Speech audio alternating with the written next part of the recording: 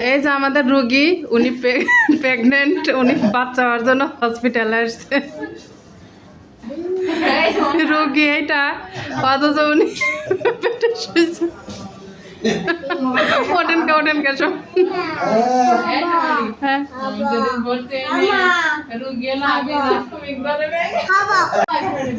না না, আমি করতেছি। আমি কিন্তু হসপিটালে আসছি, আমার বড় বোনের হচ্ছে বেবি হইব। এরা এসে মোবাইলে ছবি দেখতেছে, গেম খেলতেছে। এটা কে রে? জুলফা? তোমার নাম কি জুলফা? তুমি খাও কি?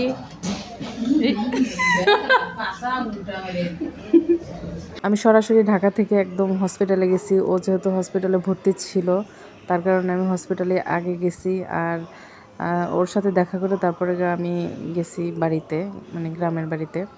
তো যাই হোক, ও এখানে হসপিটালে ও একদিন আগে আসছিল, আর আমরা অপারেশন থিয়েটারের সামনে ওয়েট করতেছিলাম।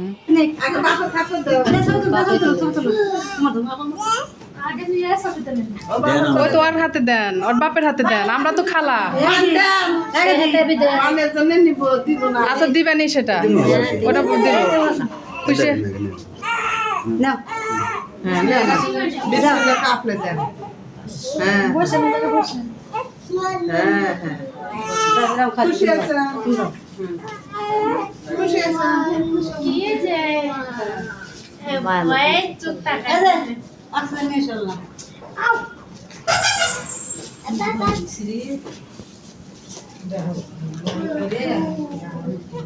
ক্ষুধা লেগছে, খাইবো।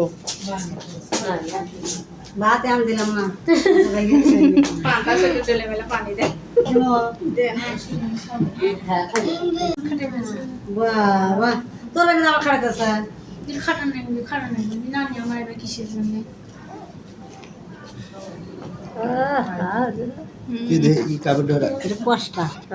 এই জন্যই তো সালাম শোনা রে, নানি কি দিলে দিলে মন থাকবো গেলে দাঁড়া ধরস না।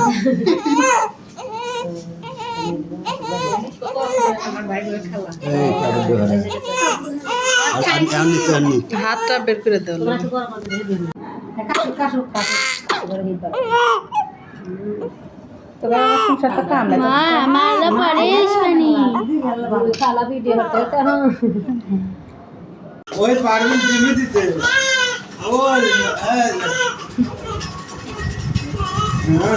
তো আমার বাবাও হসপিটালে গেছে, ও মানে বাবু হওয়ার আগে। তো ওখানে গিয়ে আমার বাবা বাবুকে কোলে নিছে। আর অবশ্যই মাশাল্লাহ না বলে কেউ মানে যাবেন না। আর আমার বোনকে বেডে দিছে, তো একদমই খুবই অসুস্থ হয়ে গেছে। আর এদিকে বাবু কিন্তু মাশাল্লাহ দিলে অনেক কিউট, অনেক মানে সুন্দর হয়েছে। কারণ দুইটা মেয়ের পরে ও এখন একটা ছেলে হয়েছে। সবাই দোয়া করবেন ওর জন্য, ও যেন সবসময় সুস্থ থাকে, ভালো থাকে। আর আমরা তো মানে সবাই খুশি যে ওর দুইটা মেয়ের পরে আবারও মানে ছেলের আশাই নেওয়া। তো যাই হোক, সবাই ভালো থাকবেন।